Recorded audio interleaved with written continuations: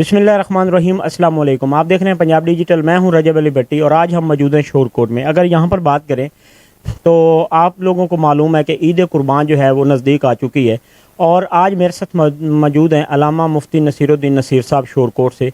उनसे जानते हैं कि आजकल बड़े दो तीन इशू चले हुए हैं। एक इशू तो ये है कि कट्टे के ऊपर जो है वो काफ़ी सोशल मीडिया के ऊपर बहस उबास चल रही है कि जी कट्टे की जो कुर्बानी है वो जायज़ नहीं है, और उसके अलावा जो कुर्बानी के फ़ज़ाइल हैं वो भी आज अल्लामा साहब से जानते हैं। आप सर इस बारे में क्या बताएंगे कि एक तो आजकल कट्टे के बारे में बड़ा एक सोशल मीडिया पे जो है वो इशू चला हुआ है, दूसरा कुर्बानी के बारे में क्या?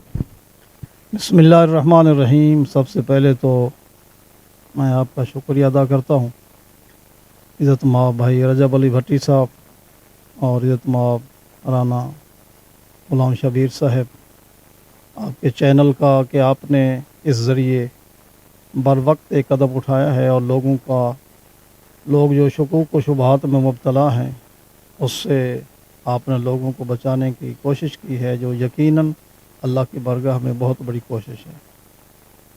जहाँ तक आपके पहले सवाल का ताल्लुक़ है कि कट्टे की जो कुर्बानी है वो शरीयत में उसकी हैसियत क्या है, तो इस बार अर्ज़ है कि शर मुतहरा में किसी की अपनी मर्ज़ी का अमल दखल नहीं है।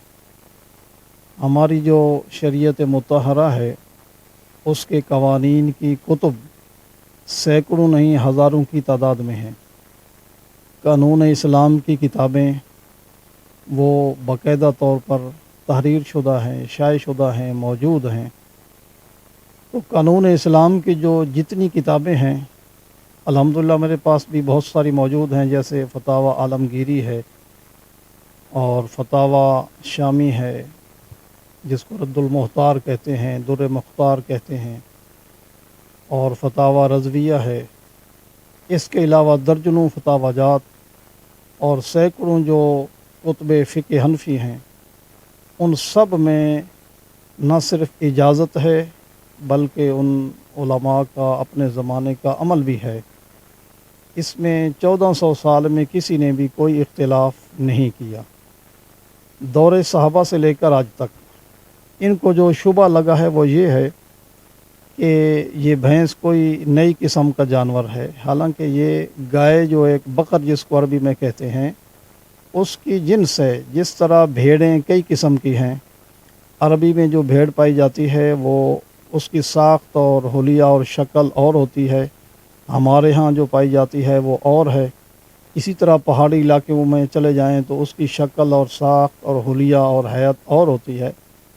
बकरियां भी इसी तरह हैं कि कई किस्में उनकी शक्लें मुख्तलिफ़ हैं। तो क्या हम ये कहेंगे कि सिर्फ़ वो बकरी करेंगे जो सिर्फ़ अरब में पाई जाती है? नहीं। तो भैंस या कट्टा ये बिल्कुल शरन इसकी कुर्बानी में कोई ज़रा बराबर शुबा नहीं है। 1400 साल में तमाम मुहद्दिसीन, तमाम फ़ुक़हा और तमाम उलमाए उम्मत किसी एक ने भी इसमें इख्तिलाफ़ नहीं किया।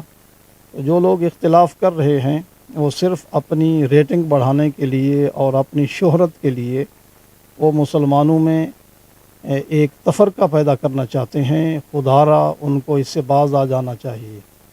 जब वैसे कट्टे का गोश्त खाना हो तो वो तलाश करते हैं कि कहाँ मिलता है, तो कुर्बानी के दिनों में वो क्यों हराम हो जाता है और क्यों नाजायज़ हो जाता है। खुदा के लिए उन्हें इस पर गौर करना चाहिए। और फिर दूसरी बात यह है कि हम फ़िक़्ह हनफ़ी के फॉलोवर हैं।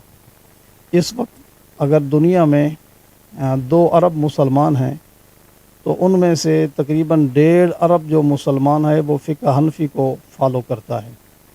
तो फ़िक़्ह हनफ़ी में बिला शक व शुबा जायज़ है। इसी तरह फ़िक़्ह शाफ़ी में भी, फ़िक़्ह मालिकी में भी, फ़िक़्ह हनफ़ी में भी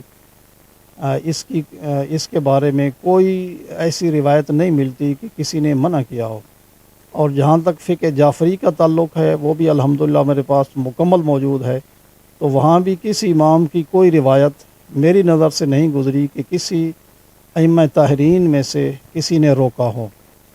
तो जब इतने बड़े मुक़द्दस लोगों ने नहीं रोका, न किसी सहाबी ने रोका है, तो फिर खामखा इस तरह के शुबहात में नहीं पड़ना चाहिए। और मेरा पैगाम है आपके चैनल के ज़रिए पूरे मुल्क के लोगों को और पूरी उम्मत मुसलमान को कि वो बिलाशुबा कट्टे की, चाहे वो मुज़क्कर हो या मुअन्नस हो, उसकी कुर्बानी करें और अल्लाह ताला आपकी कुर्बानियों को कबूल फरमाएगा।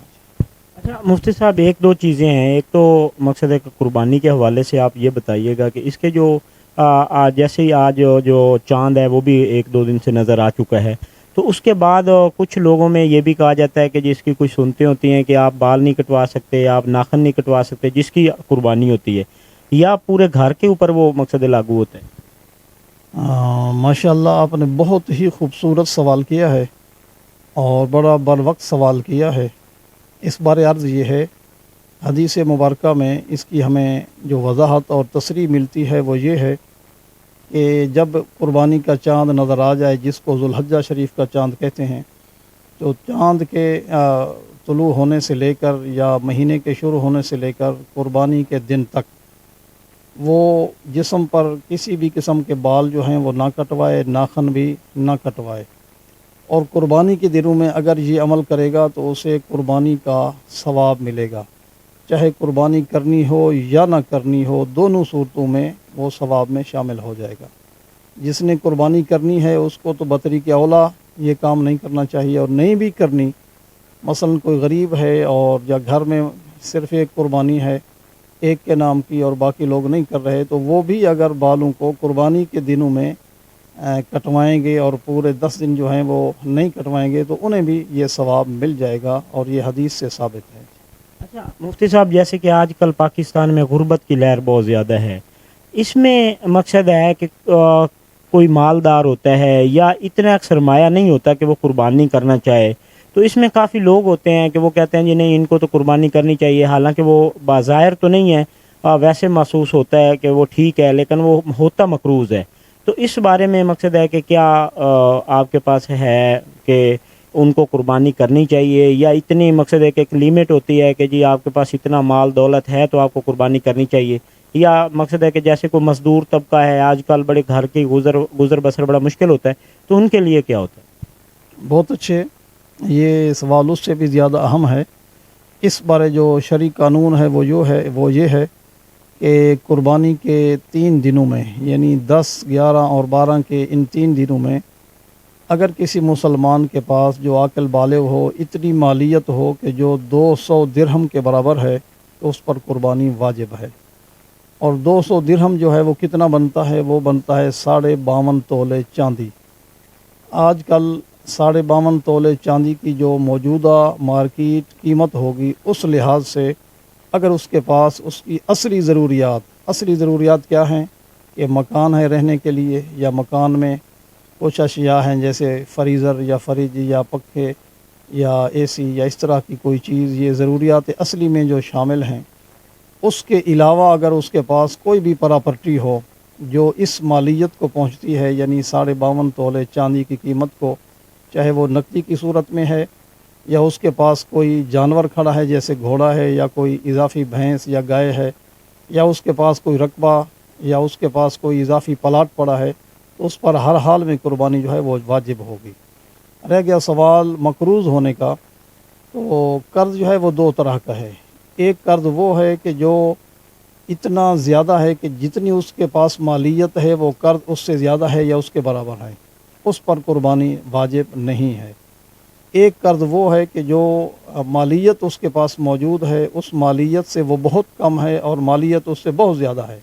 जैसे हमारे यहाँ लोग ज़री बैंक के मकरूज़ होते हैं, तो उनके पास मुरब्बों के हिसाब से रकबा मौजूद होता है, फसल पड़ी होती है और बहुत सारी प्रॉपर्टी उनके पास होती है, लेकिन वो ज़री बैंक के मकरूज़ हैं या किसी और बैंक के, तो ऐसे लोग जो हैं वो उन पर माफ़ी नहीं होगी, उन पर कुर्बानी हर हाल में वाजिब होगी और कुर्बानी करनी होगी।